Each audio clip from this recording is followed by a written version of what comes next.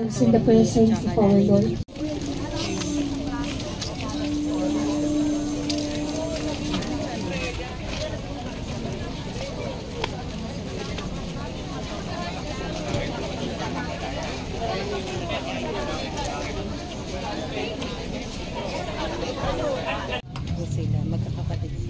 In the name of the Father, the Son, the Holy Spirit. God our Father, we thank you for all his life, for every memory of love and joy, for every good deed done by him, and every sorrow shared with us.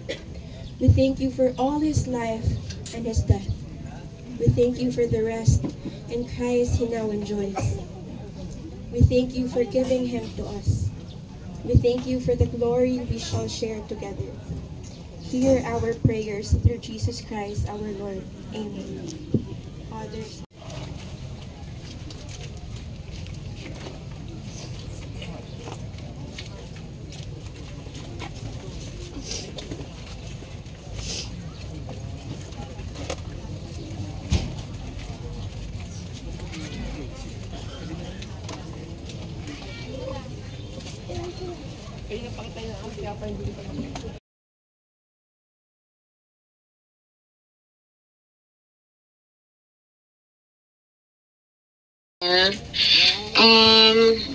Maraming salamat po sa oras na binigay nyo ngayon sa amin, sa pamilya ko. Sa araw-araw po, nung nakaburol yung papa ko, lagi araw-araw po kayong nandun. Sa buong pamilya ko, maraming salamat po sa inyo. Kahit ang malayo ko, lagi nyo pong sinasabi sa akin na huwag akong mag-alala dahil kayo pong bahala kay mama. Maraming salamat. My dad was a loving husband. He was married to my mom for 31 years.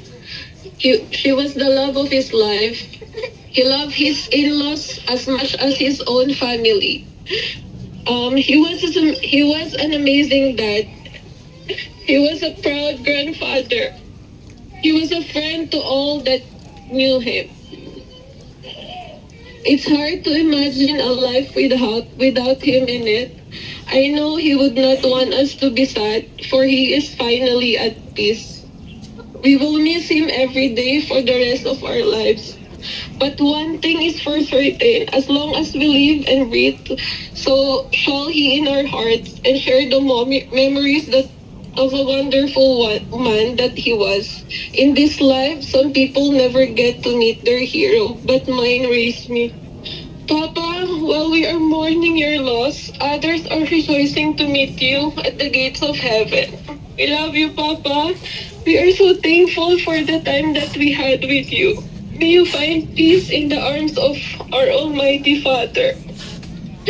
Mula po ulit sa pamilya ko, buong puso po ako nagpapasalamat sa inyong lahat dyan na umalalay at gumabay sa pamilya ko ngayon.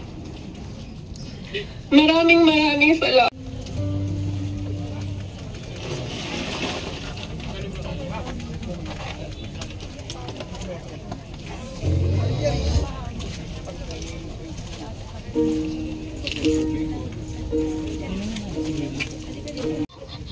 Mahal naman kita.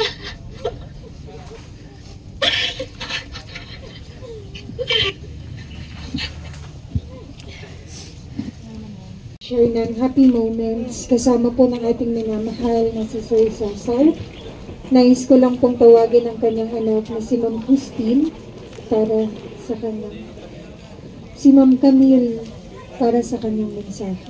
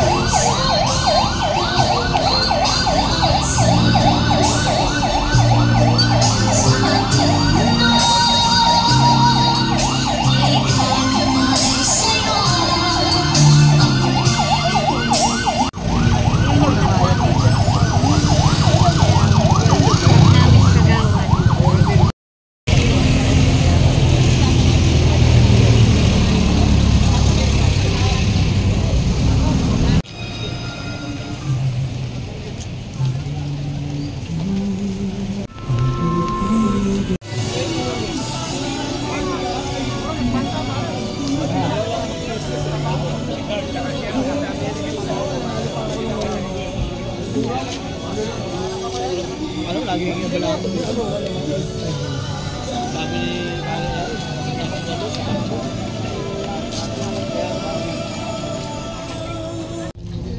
po yung sisilip pa po. Lapit na po tayo sa harap po ng casket po.